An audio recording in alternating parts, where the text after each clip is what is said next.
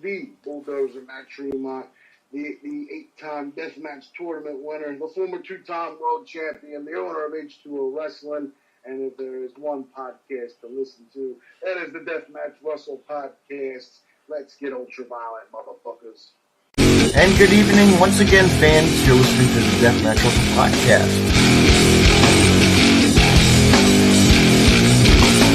They're more than welcome to come on, too, anytime they want to come on. Oh, man, those girls pop good like it. All right. It's a budget thing.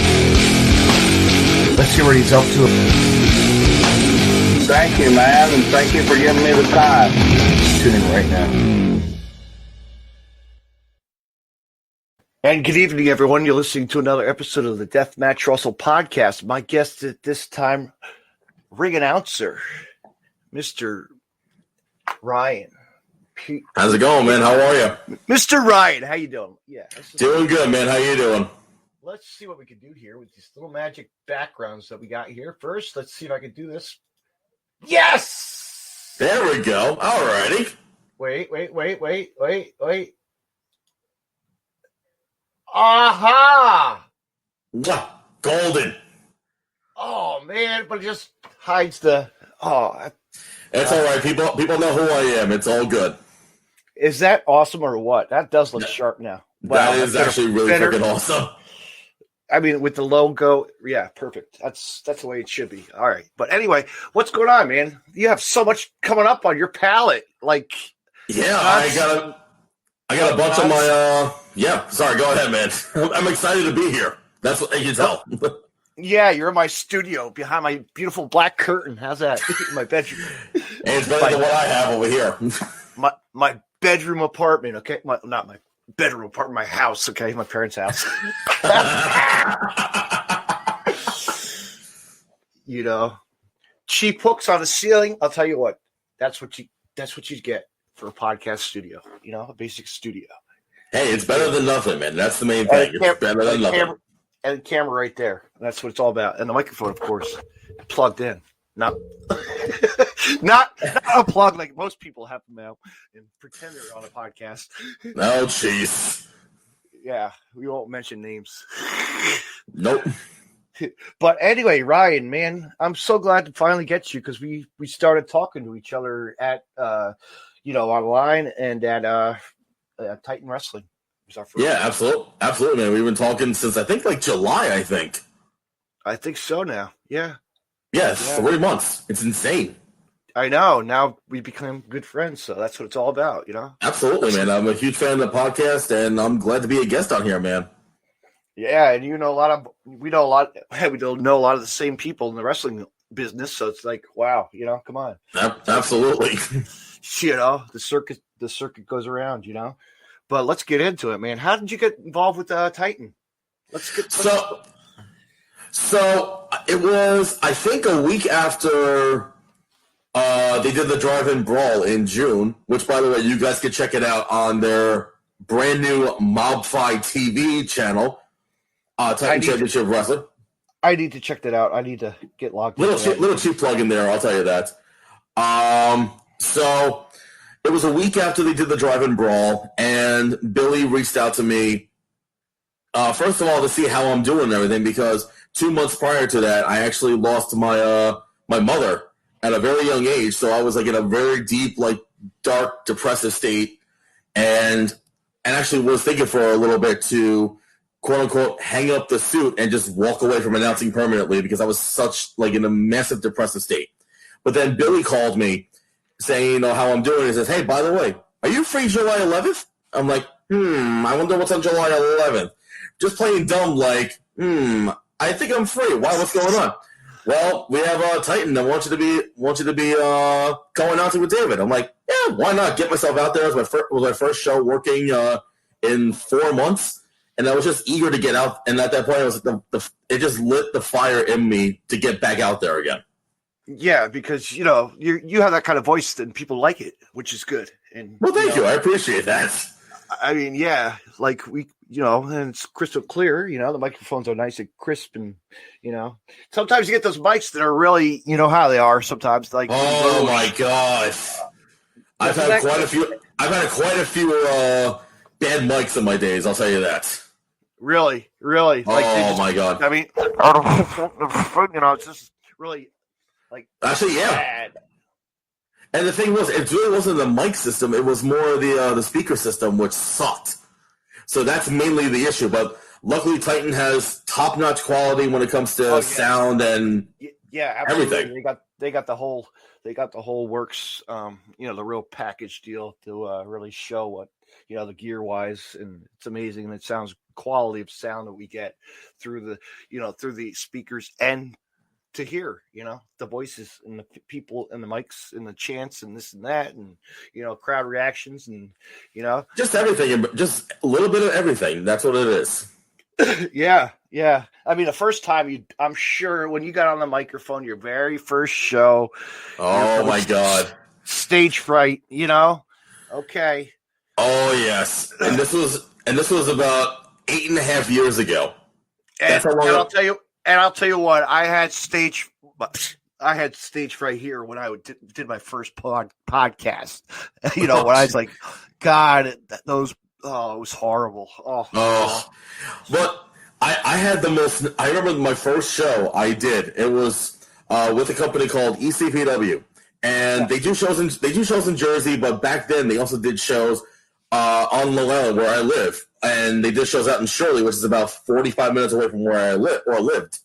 Mm-hmm. And I was a nervous wreck. I hated doing the public speaking, especially in school. Reading.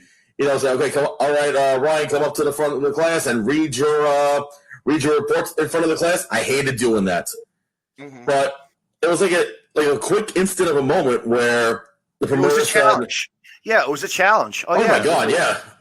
I mean, because you're curving your voice to something different, and like how DJs are and radios. How the people are on the radio, and you know what I mean? Like, well, it's funny that you mentioned that because 2 years prior to that, I went away to college, and they had a college internet radio station, so that's where I actually got my first step into attempting to be a DJ or announcer, whatever you want to call it. Mm-hmm. And back to 2 years later after that, my official first mic debut with internet radio. When the promoter told me, okay, we're ready to start the show and whatnot, and it was like everything just went away, the adrenaline kicked in, and I think I made a pretty good choice 8 years later. You did. I know. Now it's the future, and it's a lot more technology has changed, and as the microphones. Oh, of course. Everything's wireless, everything's digital, no, or the pack on you. You have to wear that little micro lapel pack once in a while, Oh my God. Yeah. I mean, or a couple of instances I had to use a bullhorn as a microphone. Oh, no shit. Yeah. See, my podcast, we can use words, so it's uncensored. All right, I just wanted to make sure, that's all. But why do you think I got death in here? Come on. That is true. But no, the first time I actually had to use the megaphone by accident, and it was actually a fan's megaphone that he brought. He always brings it with him to shows, like a little mini one. And unfortunately, the microphone system, the mic died. And this was the main event, and I remember it too. It was my first time with this promotion called Five Borough Wrestling. The main event of that show was Brian Myers versus Tony Nese to be crowned their first champion. And as I'm doing the in-ring introduction, the mic just crapped out. And normally I would try to projectile my voice, but Tony Nese, and the video's on YouTube somewhere. Tony Nese hops out of the ring, leans over to the crowd, grabs the megaphone, saying, "Here, use this." And I'm like, okay, something new. Man. Oh, you'll have to send that to me. If you could. Oh, absolutely. I gotta find it. It was an interesting experience, but it worked out well. Mm-hmm. I was just watching Jersey All, or I was looking at. I just saw him tonight on what is it? Matt Sydal versus Eddie Kingston, and I'm looking back at Jersey All Pro. There's a video out there of them two wrestling at Jersey at a church wrestling event. I can't remember the name of the place in Jersey, but I was just like, but we had to, they had to use whatever they had to use, also. Oh, of course. And speaking of Eddie Kingston, let me just say I've known him for a long time. I'm really happy with where he is right now. That's like my That's like That's my personal thing because I've known Eddie for a long time. I think actually since the start of my career, and because one of the companies I still work with after all this time is Ace Pro Wrestling in Jersey. Yes, which is run by Mike Moore. Yeah, I've been a mainstay over there. Ace and Union, right up in Jersey City. It used to be in Union City, and then late 2011, unfortunately, they lost that arena in the building. Yeah, okay. But I started. I was there. I was there a couple shows. Okay, so you know what the building layout was, but unfortunately, they lost the building, so they moved it up to Wellington, New Jersey, at a Knights of Columbus, and I started going there as a fan beginning 2012, so I just missed the arena days. Wow. And then a year later, I debuted for them announcing-wise, and I've been their announcer ever since. So 7 years with Ace, actually 6 years, because they haven't done the show since December of last year. But wow. There originally was supposed to be one in April, but unfortunately, you know what happened. Yeah, I'm talking about Eddie Kingston, like me as a fan. I saw him actually wrestle at, the reverse of Game Changer when it was JCW. Oh, Jersey Championship Wrestling. Yeah, that's a vintage one with Ricky O. Yes, and he was the tag team champion. He was the tag team at the time with the other guy. Yeah, I remember. I know, with Low Key and all the other guys, they're wrestling too. My God. Wow. Yeah. That's going way back. That was Garfield.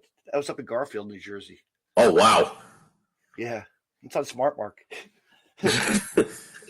Everything's on Smart Mark these days. Oh, of course. And there actually is a wrestler named Smart Mark Sterling, just saying.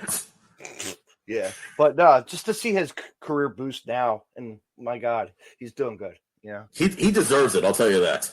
Mm-hmm. I mean, just after his no-ring barbed wire, no holds barred, my God, he can, just like, hey, he wanted something, and he called him out. And then he shows up and puts on a banger of a match against Cody. So, yeah, a lot of people that we've seen recently, and actually, we're going to be seeing a tag team coming to Titan Wrestling actually for the Mount Olympus. Two guys that we know probably really well. Stephen Gibkey. Yes. Yep. Jersey Muscle Society. Yes. I mean, they debuted on Dark last night. I actually watched AEW Dark because there were a lot of guys and gals. There was a lot of different talent. Yeah. It was like a Northeast invasion. That's what they should have called Dark last night. I mean, you had those two. You had Layla Hirsch. Oh my God, my gosh! Talk about a match. She could have won that if she, but she was But you know what? It worked out well because she has another match. I know. Yeah, with Serena for the NWA Women's World Title, and that's and she's young. I think she's like 24. I think she is. She is young. But not only were they on, but VSK was on there. Anthony Bowens, Max Caster. It was good. Hey, I like Max. All right. Yeah. I remember them coming to CZ Dub and cutting a promo, and that's I've done it. Actually, I said, "Get out of here!" Oh, I gotta find that. I'll show you that video. You'll laugh. Yeah, I was in the hallway of an event, and they were filming around the whole crew with little Jordan Oliver and his little roomie. Oh, jeez. Yeah, but there's another guy, Jordan Oliver. He's coming. Mm-hmm. Absolutely. He needs to get spotted. And time is coming. Well, I think he's signed with MLW. I think. Mm-hmm. Yeah, MLW. Yeah, that's a big company to sign with. But a lot of people are quitting that company to go to other places. But, no comment. No comment. I know, right? But getting back to talking about like microphones and radio, you were talking about how you in college you did some radio work, like you were saying you on the radio. Yeah, it was just basic, like a regular DJ just playing music and whatnot.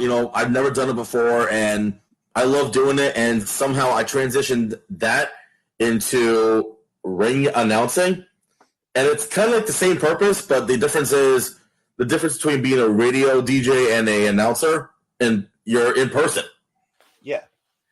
Yeah. Like you can have, like thousands of people listening and tuning in, but the thing is, it's not the fear of having people in front of you. Whereas if you're announcing in front of thousands of people, that's the fear in front of you. But as time progressed, I've gotten more comfortable into doing the announcing. I've done a lot of shows in Brooklyn, Staten Island, Queens, the Bronx, Alaska. Oof. Alaska, just recently. We'll be plugging that. We'll plug that. Dance. We're going to be plugging a lot of stuff tonight. So. Oh, absolutely! I cannot wait. But being a DJ, you ever thought about hey, I want to try. I got Napster. I got all this stuff at home. I could have been a DJ on the side. You know what? I did that for a little bit. I was a DJ. Okay, that's where the DJ Dave part came in. You ever see that? I'm like nobody knows that. I was a mess around DJ for parties. Just really. Yeah. And they're like, David, you should try to get yourself a job on the air, because I was like, oh yeah, let's get on the dance floor, make some noise, people, See, it's funny. I tried doing that at a wedding at a friend's sister of mine just recently, and it was interesting. I'll tell you that. Mm-hmm. Yeah. I got on the mic for a speech and I choked my sister's wedding. Done that. Even on karaoke too. Yeah. Oh God, karaoke! Forget about it. But that's better when I'm drunk. Yeah, but that's a different day. Isn't karaoke better when you're drunk either way? It is. It really is, because you can fuck up and don't have to worry about it. Exactly. And then other people who are more fucked up than you are just singing along, and they're making it even worse than what you're doing it. Yeah, and they're looking at the words on that big monitor. Okay. Yeah. This slide. Oh fuck! I fucked up now. Sing us a song of Piano Man. That's it. Oh wait, I'm past that screen. Yeah. Or it's like when you go to your what is you go to just a party or something, and you just want to or announcement. You have to make it like we're talking on the mic, and you just fuck up, Oh, of course. I've done that once or twice in my life. Mm-hmm. So, but after the years, you practice and you practice and you practice your craft. You just get in tone with it. You look in the mirror every week or day and night, and you hold an imaginary microphone in your hand. Prepping. And I'm sure especially when. Absolutely. Especially when I have big events, coming up, the night literally the night before. I would actually. Luckily, a lot of the promoters I deal with, they give me the actual run sheet, the card ahead of time, so that way I can practice ahead of time and say if I'm saying the person's name right for a place I've never worked with before. Mm-hmm. For example, Stephen Gipke. It took me a little while to say his name. Unlike some people who kept messing up his name on commentary. Mm-hmm. But just keep on practicing, and even doing researching on YouTube and whatnot. Okay, let me see what this guy. Okay, that's what they call him. Okay, just doing my homework, really. Yeah, you're studying. You want to study from the pros, who's been in the business, and the Hugh Hefner to all the greats. Oh, absolutely, definitely on that one. You know what? I'll never forget the time I went to a house show and I heard Hugh Hefner on a WWE house show, and he was just laughing with the crowd. You could hear him through the microphone and laughing with you. Just trying to make even though it's not live. You know what I mean? He could tell you what's going on.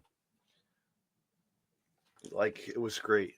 But I'll never forget the time, growing up as a kid, going to WrestleMania 5 in Atlantic City, and I'm sitting way up in the nosebleeds with my dad, and you hear the thump of the ring, from way up there.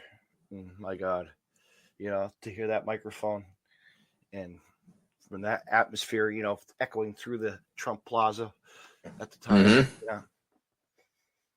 And especially nowadays with even if you went to like Monday Night Raw or Friday Night SmackDown or anything like that, the ring is mic'd. So once they land it, you can actually hear it. I was like, oh. Sometimes. And speaking of that, you've worked with TNA, so there you go. There's an example right there of mic'd up, right, as well, right? Actually, no, the ring wasn't mic'd. Yeah, the ring wasn't mic'd when I did Impact, because they did it at the Melrose Ballroom in Queens, and the building is small enough to begin with, and it echoes. It does echo, so there's no need for a microphone. I don't think TNA really did use microphones in their rings ever since I think they did shows in Orlando when they did the tapings.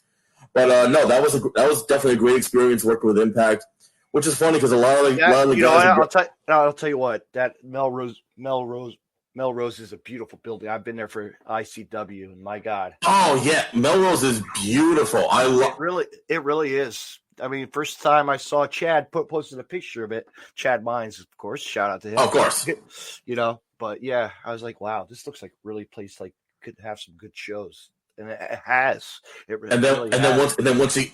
you get to the building, you go and you look around. It's like, oh wow, there's a massive LED screen on the stage. Mm-hmm. And actually, for wrestling, they actually had a ramp installed. Mm-hmm. They purposely made a ramp for from the stage and people walking.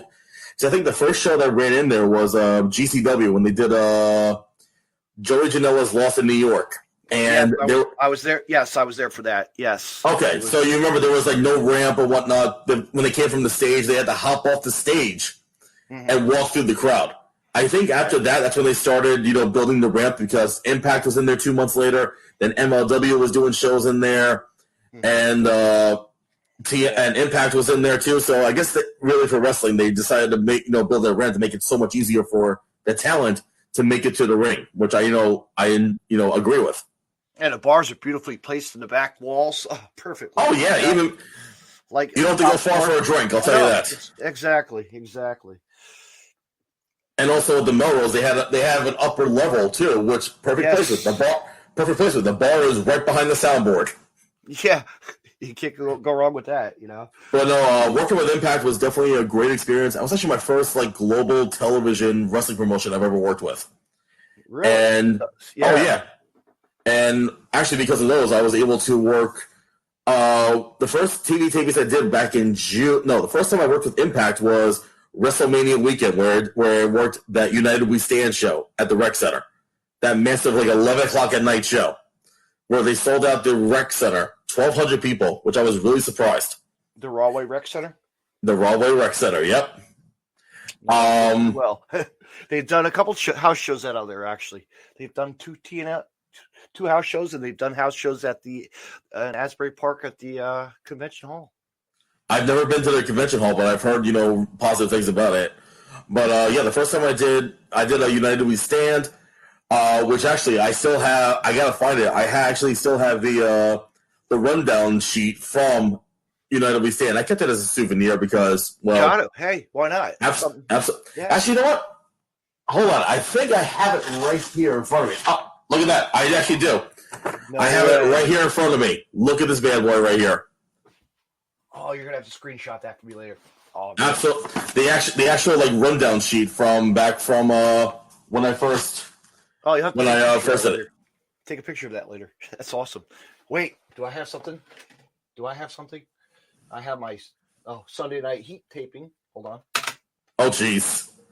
WrestleMania 5, my friend. There it is. The beauty. There you go. Okay, wow. I had Marty Jannetty signing at a Bricktown house show. Wrestling Jannetty wrestling promotion. Yeah. Wow. But because of that, they asked me back 2 months later to do TV tapings at the Melrose Ballroom. And working those shows was great, working with Tessa Blanchard, Sami Callihan. That was when TJP returned to Impact, Ace Austin, just the entire Brian Cage, RVD, Sabu. The roster was phenomenal back then. and it's still phenomenal now. But it's, back then that was when it was actually at the peak of its rise. From being down for so long. I think 2008, late 2018. That's when they had the quote unquote the resurgence of Impact. Like they finally got stuff done right. And do you remember there was a program called NWA Cyberspace? Mm-hmm. I remember that. I was there for a couple of those. Oh wow! I did see Vince Russo. Oh jeez. Luckily, I did not. Actually, no. I'm sorry. I met Vince Russo once at a indie show in Brooklyn. That was interesting. I mean, when I spoke to him, it was cool, But like hearing the stories, I'm thinking to myself, no. But anyway, back to it's tell you what, those videos are still on. Look it up on cyberspace. It's great. It's still out there. The promo where he says, "Hey, yeah, the New Jersey sludge sewage New Jersey promo is great." and because of those shows, I actually was able to that week working that weekend led me into working with House of Hardcore because they were doing a double shot event with the Great Muda. So I got to work, one of the shows, not the one they did on Impact Plus, which is their streaming service, by the way, folks. So definitely check that out. But I worked the other show the next day where they filmed it on Twitch. So, and then they called me again back in November to do the last set of TV tapings for 2019, and it was a great experience and whatnot. And the one thing that I hated this for a little bit until I finally figured out why. Impact never lets their announcers in the ring at all, and the reason why is because when I did the show back in April of last year, I was like, okay, why am I not being allowed in the ring or whatnot? And then when it came to the TV tapings, I still had the same issue because I was in the back doing the announcing until I finally understood why. Everything was on a time crunch. So for Impact, you had 2 days worth of tapings.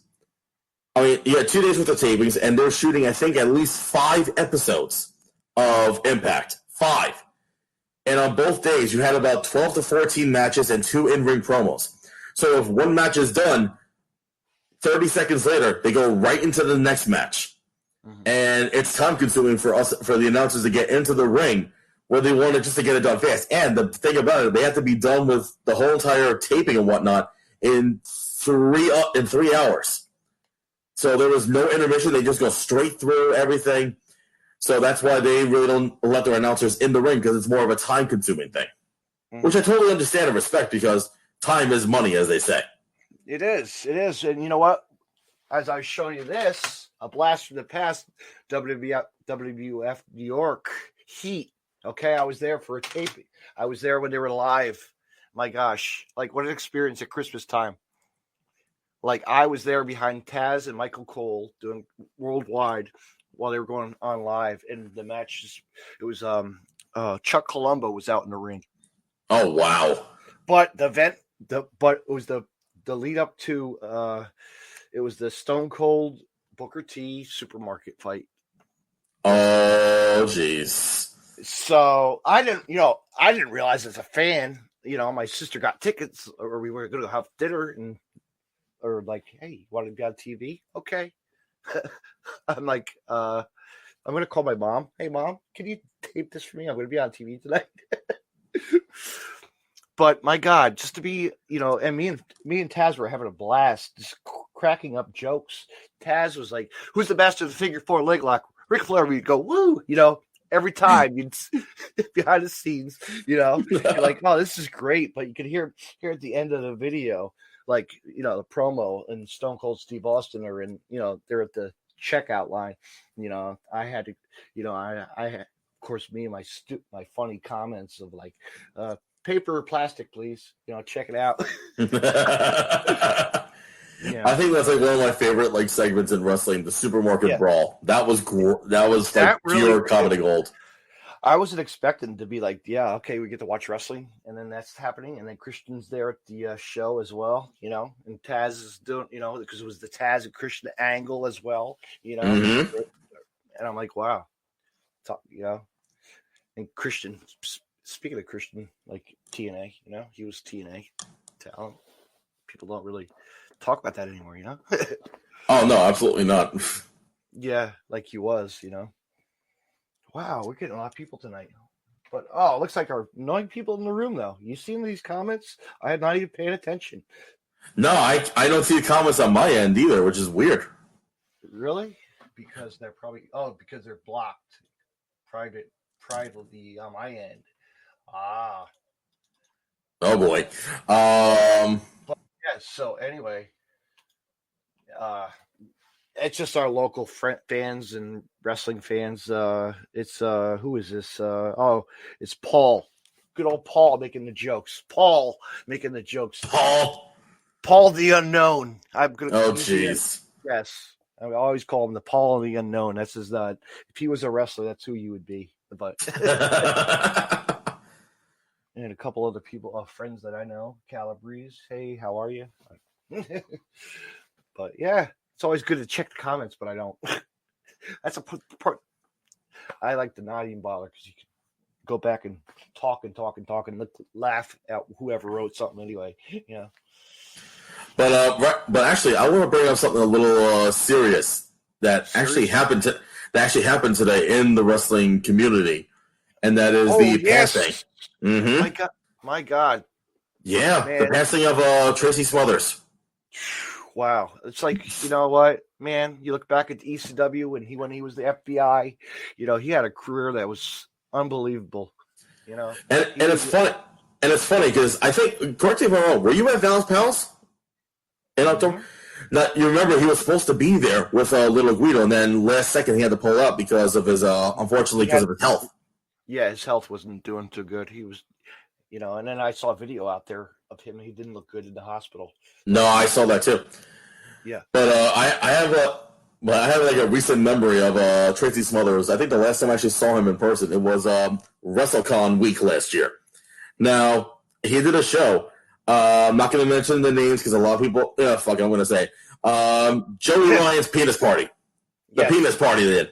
And he was going against Sue Young, and before the match, he cut like a funny-ass promo, the perfect definition of an old-school heel of trying to get over with the fans. He started off by saying something about, I don't want to hear any of you people out here saying the word Sue, Sue, Sue, Sue. Work with me here. Y'all are smart marks. I'm like, and then he started bashing on New York City, calling New York City the hellhole of the world. Takes me, quote unquote, takes me 4 hours to get 20 blocks in this motherfucker. I'm like, oh my God.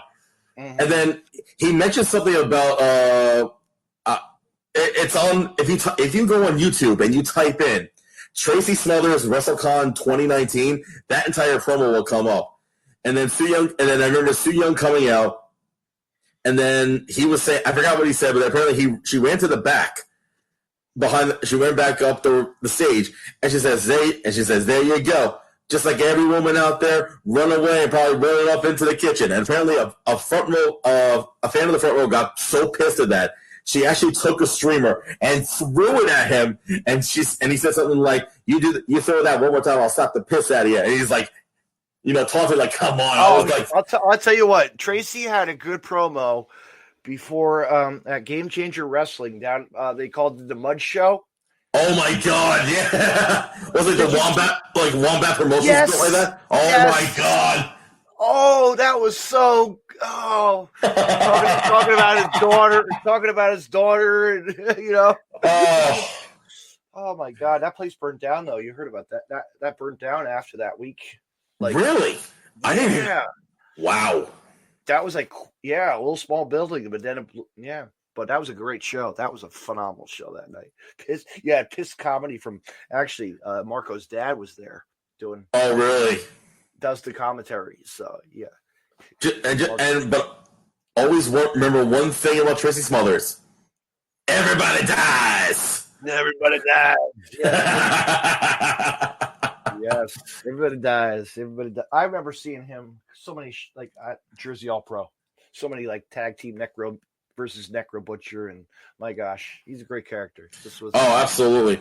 But what's sad is that I never got the opportunity to work with him, which sucked. But I heard like behind the scenes, he's like a really humble, down to earth guy, like literally one of the nicest guys you'll ever meet. Yeah, he is family big time. To I'm going to give her a shout out, Amazing Maria, wrestler. That's like his father, good lady of wrestling too. She's come to H2. I miss her. Damn you, Maria, come back to Jersey. But yeah, she's that name, Randy West. She's faced Randy West millions of times. Wow, those two best friends, the business still strong. Who is this? We're getting Seth in the room. I don't know any of these people. That's good. See, I can see you. You can't. Technology. Yeah, technology is great, isn't it? It is, but we can block it out and just talk and have fun. And let's get back to like how we said, TNA really, and people, my friends and I were just a couple weeks, maybe a month or two ago, or past month, or on our podcast, one of my friends' podcasts, we were just talking like how TNA really was. It was an impactful, when it impacted, from the NWA, X, or the X division to now what it is today. Yeah, it's not even TNA anymore. It's Impact Wrestling. Yeah, Impact. And they were doing they were doing the free shows out of Orlando. Yeah, and they were doing it down there for a long time, and I think a lot of people can agree to this, but I think, my opinion, it started going downhill when they brought in Hogan and Bischoff. Yep. I think that's when, because if you remember the year before that, they were killing it every single week. And I've always been a fan of Impact for the longest time. I've taped it. So, I know I've taped it so many times. VHS tape. Even back to the Asylum days. And that's why I love the Impact Plus app. It's their version of it's their video library. They have everything on there, all the pay-per-views and whatnot. And what's even great about that was that I can actually go back to the episodes where I announced for Impact last year and just go back and just listen to myself and go, oh, okay, that's nice.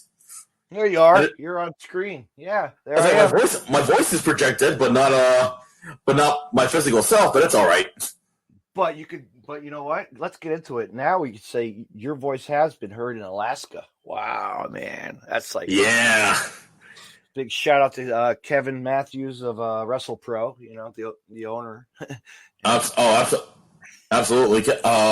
So that was an awesome experience doing this last trip. So I was going to say, they've been there before. I know that they've done shows in the past, right? They have done. Yeah, they did 2 shows in the past, and this is the 3rd time. So originally the plan for this one was supposed to be in May in Anchorage, just like one night only, a massive card that had originally was supposed to have DDP, Marco Stunt, Joey Janela, Orange Cassidy, Colt Cabana, Brian Myers, and the list goes on. And then unfortunately COVID happened, so they were like, you know what? Let's push it back to September. Same location, same building, everything. So now and Kevin's like, you know what? We're gonna go live. We're gonna go live. And like, my gosh, that was amazing. The place we were in, that was in Anchorage, because not only changing the dates, but then they had to change venues, and then they had a month and a half before the show, while everything was still a go, Anchorage said no go, because beginning of August, that's when they decided to, bring down the mood of having less than 50 people in a room. So that just messed everything up. And at that point, a lot of people were telling him, cancel the show, refund and whatnot. But he was no like, way. I'm sorry. Exactly. He wanted to go on. He wanted to go on. Yeah. So a lot of people up there reached out to him and told him about a Harley Davidson shop in Wasilla, which is about 45 minutes away. And he and also it was at that wrestling what was it the Alaska training school, wasn't it, or something else? Oh no! Oh, I know what you're talking about. The night before we were in Soldotna, which is 3 hours away, Yes. and that was that.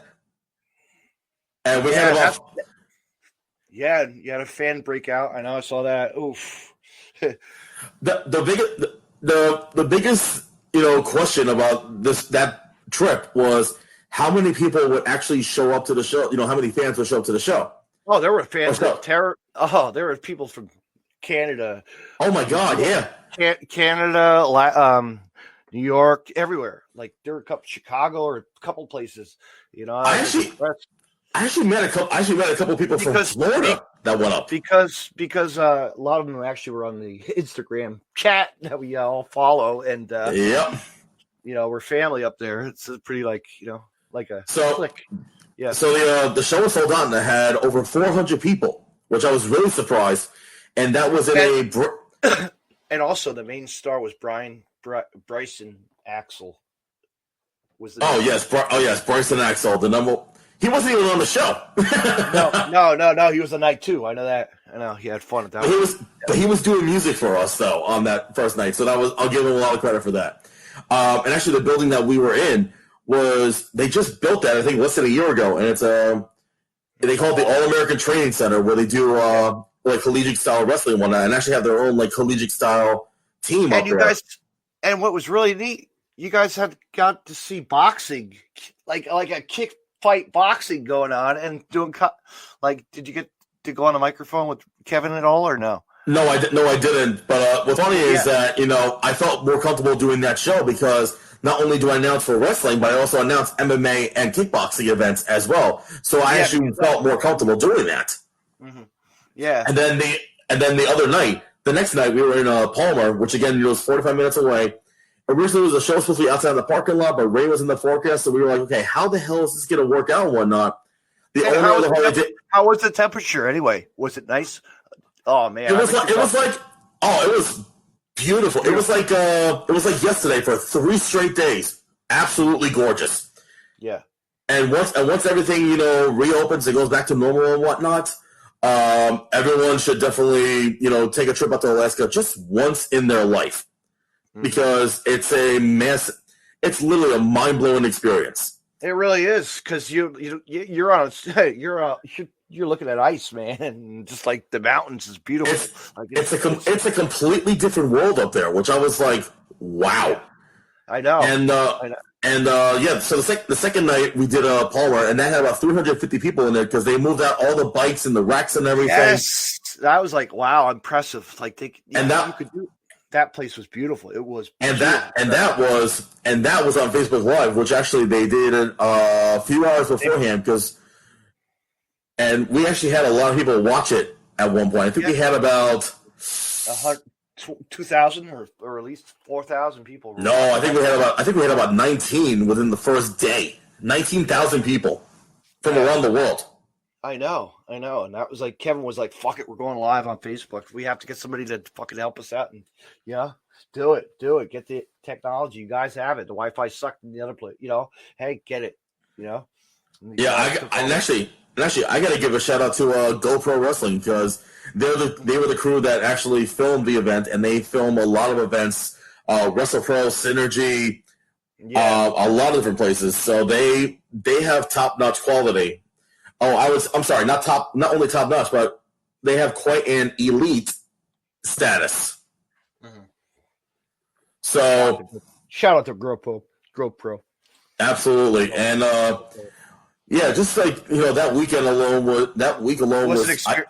Like you had everything, man. You had Sean Donovan, you had Legursky, you had Wait, hold on. Legursky wasn't on the Alaska show. Oh no, Wrecking Ball was. No, Wrecking Ball didn't come with us to Alaska. That was Sean Donovan and LSG in a dog collar match. Okay. All right, my bad. No, it's all good. I'll get Wrecking Ball on you on the 14th. All right, thank you. No. Smash. Sorry.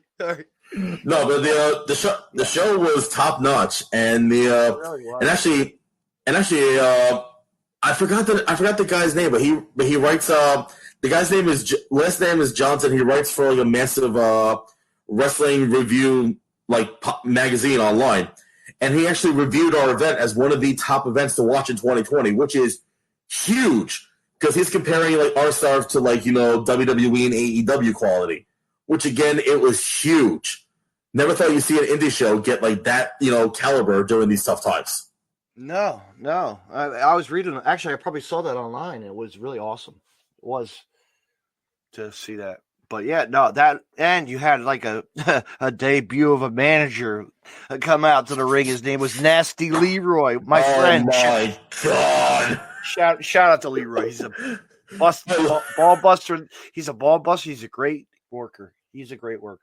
Oh my God, Nasty First Leroy. Time, I'll tell you what. First time seeing him, on TV with Joey Janela in the crowd, being just like and rooting him on,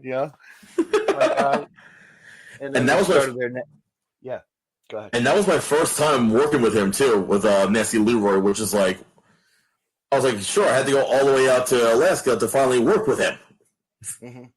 Yeah, you don't have to go to Georgia or Jersey or anywhere else, or Kentucky or Indiana for the collective collective. Wow, talk about that. That was a hell of a weekend. I wish I was there for that, but I wasn't. Well, I mean, considering what occurred afterwards, I don't know if you heard or read about what happened after that regarding the collective weekend. Apparently, some people tested positive. Oh yeah. Mm-hmm. And also, a certain person was named Logan was harassing some female in the. Mm-hmm. Oh, I didn't hear about that. So all I heard was about the few positive. The few positive. Let's say that he's not going to be around that much longer for wrestling. He ruined his career. I have no idea who it is. So anyway, moving on. I actually caught some of the action from the collective highlights online. Spring break. I think the match of the night on that one was Gresham and Moriarty. That was phenomenal. Bloodsport, Moxley and Dickinson killed it. Along with, I think it was Layla Hirsch and Josh Alexander. I know they went against each other on that. I don't know. Mm-hmm. What are you doing? I'm live. Flash the lights on me. Thank you. But yeah, go ahead. No, it's okay. No, I was saying I know one of the matches on the weekend. I forgot which show it was, but it had Layla Hirsch against Josh Alexander, which I forgot which show that was, but there was some good matches and good quality, and huge shout out to everyone that was a part of the collective weekend because they killed it. I'll tell you that. They killed it, and the crew killed it too because there were guys that we know on the crew that went out there. Four shows in one day. That is insane. Mm-hmm. And they traveled 12 hours just to go. It was worth it. Yeah. There was one guy named Juicy Fatu. I forgot his name or whatnot, but he's from California. Fatu. My God, that guy's going to be the next thing. Juicy Fanu. He drove. This guy drove from California to Indiana to do ring crew, which is huge. Mm-hmm. And then on the last GCW show in California, he was in a match with, I believe, Kyle the Beast, I think, and killed it. Yeah. Speaking of Kyle, he was just recently on he was on Dark too. There you go. Yep, there you go. And also the Kid, Vinny Pacifico. I don't know if you're familiar with him. Mm-hmm. Yes, I've seen his name pop up on there with pictures of AEW. Yep. But yeah, my gosh. But Alaska, let's get back to talking Alaska. I mean, that was that card was solidly stacked too for what they had. Guys who couldn't make it, they filled it in and made it what it is. So one of the key stories about that was the main event was supposed to be Anthony Bowens against the Iceberg, Dion Rusman, for the WrestlePro Gold Championship. Unfortunately, the day before, due to unforeseen circumstances, basically a family emergency, Bowens had to pull out of the show. So Kevin Matthews, I mean, I know some of the feed got cut off on the live feed, but basically what he said was that, to make things, fair and whatnot, they did a interim WrestlePro Gold Championship match between Dion and the WrestlePro Silver Champion, Matt McIntosh, in the main event. And then later on down the road, it would be Dion versus, it would be whoever won, which was Dion, that killed it in that match, against Bowens, excuse me. Dion versus Bowens for both titles to unify them and make, a singular WrestlePro Gold Championship. And this past weekend was the Dream 16 tournament with WrestlePro. And they were involved in a couple of tag team matches on both nights. And it was kind of building up to their massive collision, which I think from what I heard is going to take place in April when they go back to Alaska, because they're doing a massive northern expansion tour. Yeah, 5 cities. Yeah. 5 cities in 10 days. In order, they are doing Homer, Soldotna, Fairbanks, Palmer, and Anchorage. 5 cities doing a massive tour.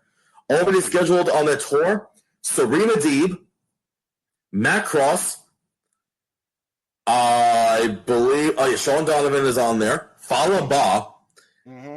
For only one of the nights in Palmer, DDP is on the one, and I think that one's going to be on Facebook Live too, I believe, or Fight TV. Either one of those two, though. But we'll know more later on down the road. Hopefully, I'll be able to go to that. Yeah, I would say, you could have a really long wrestling vacation. That's like 2 weeks. That's like 2 weeks for me up there. That's like, oh boy. You're going to have to get some nice hotels for that one, Kevin. No, I will say though, Kevin took care of us when we went up there. He does. He does. He's good. He's really good. He took care of us with the hotels and everything. Ground transportation. We had actually. I want to do another cheap plug right now because you mentioned Bryson Axel. Bryson Axel is one of the students at the only pro wrestling training school in the state of Alaska, and that is the 907 Pro Wrestling Academy, which is run by a gentleman named J.T. West, and it's in Anchorage. And back in December, they, fairly new and whatnot, they only had about 6 people signed up and do training. 9 months later, from December to September, they have over 35 people. 35, which is insane.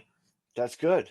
And on the second Alaska show, they had a showcase match, and you saw the quality that they had. So because of that weekend, that school is in Kevin's mind, the unofficial pro wrestling training center for WrestlePro Alaska. That's so awesome. I know, and that's a really good thing to have.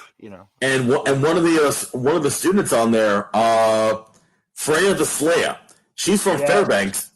She's from Fairbanks, and she drove 6 hours from Fairbanks to Palmer to wrestle Katarina Leah, which was, my God, she was tall, man.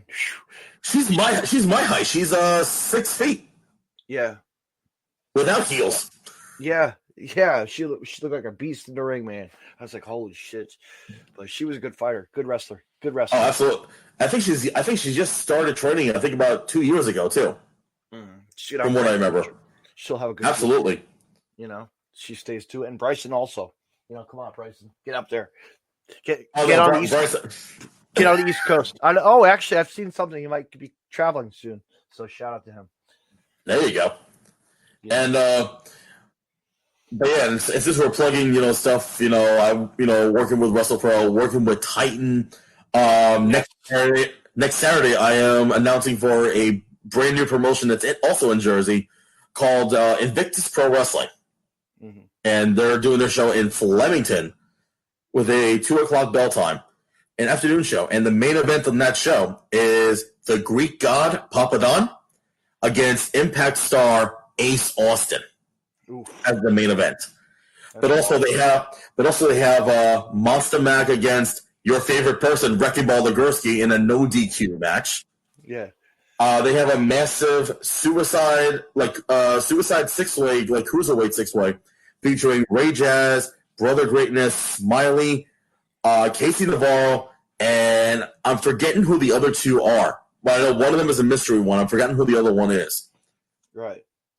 And they have a solid card. The Stepdads versus the Outdoorsmen. You know, they know how to put on good quality matches, I'll tell you that. So fans, if you're not busy, go check that out. Go online and check it out. And It's posted on my social media, so definitely check it out. But what else we got coming up? My God, we're gonna be seeing some Titans, like yes. We're gonna see some real yes, we're gonna see some guys going at it. My God, as Titan Wrestling presents. So on November the 14th, Titan Championship Wrestling presents Mount Olympus. Yeah, it's the final show of the year too in TCW's crazy but successful inaugural year. And the main event is a massive 40-man battle royal. I'm sorry, not man, person, because you never know who might be in the Rumble. 40-person battle Royal Rumble style match, where the winner will not only win the Mount Olympus Rumble, but will be crowned the first ever TCW Heavyweight Champion. And then we have a 3-way ladies match I saw on the card, and that's going to be Gabby Ortiz, Christina Marie, and Vicious Vicky for the Goddesses of War Championship. We also have Nikos Rikos going against Matt McIntosh for the Middleweight Championship. The Bad Apple is coming to town. Watch out. The Bad Apple's coming to Titan. Who else do we have? For the standalone wrestling heavyweight title, we have the current champion, Sean Donovan, going against the difference maker, Ilya Baratz. Mm-hmm. And there's an on-point wrestling showcase match, and I believe there's a couple more matches announced. Yes, Yo-Yo. Yes, Yo-Yo. Yep. Definitely worth check that out. It's at Willis Jones First Aid Park. Wait a minute. But also, don't forget, we have WWE wrestler in the house, one of the Samoan family members. Alpha Jr. Alpha Jr. It's going to be Alpha Jr. Yep, absolutely. And other surprises as well. Like we always don't know what. Yep. They said 30 people are announced, 10 are surprises, so you never know who to expect. Mm-hmm. I mean, not to really point it out, but jokingly, who knows? I might be in the Rumble for like 30 seconds, maybe. As you shake your head. Oh boy. David Adams could be involved in it. Who knows? Yeah. But again, that's taking place at Willis Jones First Aid Park in Ocean Gate, New Jersey. Doors open at 2, bell time at 3 o'clock. Bring a chair, bring a jacket. It's going to be cold. Mm-hmm. But otherwise, it's going to be a lot of fun, I'll tell you that. And then... Yeah. Oops, sorry. And I think also that's all right. And I think also this weekend, I believe from what I saw, H2O Wrestling is doing a massive 2-night event. Yes, I'll be at night 2 for that. We'll be. You're not going to see Tremont's final match? My buddy can't get out of work, so. I think it's sold out too. By the way, night 1 is sold out. It's a massive. It's a massive 2-night event called the Last Extravaganza, and it's a 16-man tournament to crown the first ever H2O Danny Havoc Hardcore Champion. Yes, right up my alley. Deathmatch wrestling. Come on. That's what, H2O always brought like good quality like deathmatch style wrestling. Have you ever been to the building? No, I haven't, but I heard very positive things about it. It's fun just to go. It's just fun to go to watch a regular show. Absolutely. And also on that weekend is Matt Tremont's final wrestling. He's done in-ring competition after this weekend. That's it. Which I think his final match is against, correct me if I'm wrong, Ricky Shane Page, RSP. Yeah, RS Pussy, yep. Hey. 4KO, yeah, 4KO, 4HO, 4K, whatever the heck they are nowadays, numbers and digits and this and that. I don't know. Hey! I'm a fan of Ricky Shane Page. All right, just saying. Well, he's done and then how can I forget? Next Friday, the 6th, ICW Pit Fighter. Pit Fighter, no holds barred, goes again in Millville, I think. Yes, and then the following week, November 7th, 8th, Game Changer Wrestling presents the Nick Gage Invitational in Atlantic City. Mm-hmm. I already got my room at the Hard Rock. I'm ready to have a good weekend. Oh, there you go. And then December comes around. I think I'm going to see Sizzling Stan Styles present the Intergender Bonanza number 7.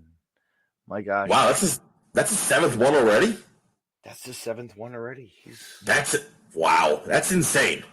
Yeah, but the Nick Gage Invitational, they've made the lineups and they're pulling out the good names. Alex Colon, shout out to Alex Colon, who's going to be in it, and they pulled out the one and only the suicide god himself, the man who creates violence. Masada is going to be there, the Beast. Oh. They always know how to put on stellar cards, GCW. Mm-hmm. From top to bottom, and from there to Japan. My gosh, and across the world. They are just bringing what fans want to see: hybrid wrestling mixed with the ultra-violent genre, and it's just the way it is. Just say it. Just say it. Most wrestling fans are sick. Yes. Sicker than me, right? Nah. You're fine. Yeah. You're good. I think we are set to go, Ryan. Let's call it a night. Let's go to bed because I got to get up and hit my garbage truck route and come home at 2:00. Be done. Oh, jeez. But no. It's supposed to be bad weather tomorrow too. Yeah, I heard. I think it's from what I heard, it's Hurricane Zika or whatever the remnants of it is. Yeah, Hurricane Zeke or Zit or whatever. I don't know. Yeah. I was thinking like Hurricane Zed Coulter at this point. But no. Anyway, man. Thank you so much for having me on here, man. Or it could be Zelda. Oh, Zelda, even better. But in all honesty, man, thank you so much for having me on here. I've wanted to be on here for so long. And Ryan, anytime you want to come on my podcast, you're more than welcome to. Absolutely, man. Definitely check out Deathmatch Wrestle Podcast. Awesome people. Ryan, but wait a minute. Where could people find Ryan at? Hold on. Where they can find me? Well, look at that, right at the bottom. So as you can see right there, my Facebook handle is my name. My Twitter is at Ryan_MC92. My Instagram is at WrestlingMC. Definitely check that out. And like I said, my man, thank you so much for having me on. Guys, definitely take not only like my pages, but also make sure to follow and like Deathmatch Wrestle Podcast. Great guys, not only outside of the ring, but also, as you can see right here on the podcast as well. What you see here is what you're going to get in person. Thank you, Ryan, for coming on the podcast. And fans, what do I got? Thank you, my man. What do I got coming up, Ryan? Might as well say what's on your next podcast, David. For your next Deathmatch Russell, for your next show, right? Let's see what I got. Next? Well, I actually just got in line with a new promoter. I'm going to be what is it, this weekend? Yes, actually, I'm going to be talking to a promoter of. I better get the name of this right before I screw it up. But I'm going to get the owner of Great Lakes Wrestling is going to be making their debut for whatever state, but it's going to be great. I'm looking forward to talking to the owner, and he's just going to be getting into the business of it and starting a branch. And okay, you never know, you might get that call. So hey, you know where to find me. little road trip with the Russell. Hey, why not? We'll go. You never know. Yeah, but I'll be talking to the owner, Adam, and looking forward to that and see what they're all about in their company and get them promoted the right way that they need and showcase what they have, their talent. Hey, if money talks and the money is right, then Road trip. Yes, sir. That's right. But thank you, Ryan, for coming on. And Thank you so much, man. Good night. Absolutely. Yep. Close you out like this. And fans, I want to say, oh man, I should leave that up, maybe. Maybe I should leave that up till I. No, I guess I can't. But you know what? I'll leave this. I should probably just put a background behind this. But fans, I want to say thank you for coming. Thank you for listening to the Deathmatch Russell podcast. And how do I get this up here? Hold on. I'm going to do something. Bam. There you go, fans. Now you can see my face. No ready. But I want to say thank you to my guest, Ryan Ryan, for coming on. Great guy. He's an announcer for Titan Wrestling, Wrestle Pro, whole bunch of other wrestling federations as well. Get out to a show, support him, watch some live wrestling. While the time in the COVID is just, we're still in the COVID era, but you know what? We're still fans of wrestling. We support wrestling. So get out there and support it. Fans, thank you for listening to the Deathmatch Russell podcast. Have a good night, everyone. Till next time. Tune in.